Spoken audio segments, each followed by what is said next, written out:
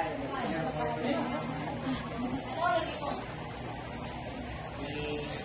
two, one, go.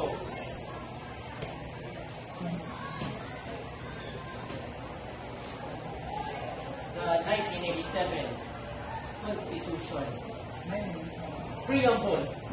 We, the sovereign Filipino people, imploring the aid of Almighty God in order to build a just and humane society and establish a government that shall embody our ideals and aspiration.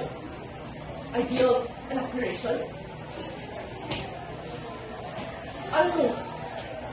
Aspiration at ideals ba to? Ako ay nakulong. May posas at hindi yan nakakita. Pero ginagawa ko pa rin ang mga kakaya ko para sa bayan ko. Dahil itong preamble, isang oath to para sa aking bayan. Kaya huwag kayong magagalit sa akin dahil ito ang aking makakaya sa inyo. Ibibigay ko ang inyong mga needs. Pero ang mga wants ninyo hindi ko mabibigay dahil ang bayan ko ay binabubuhay ko.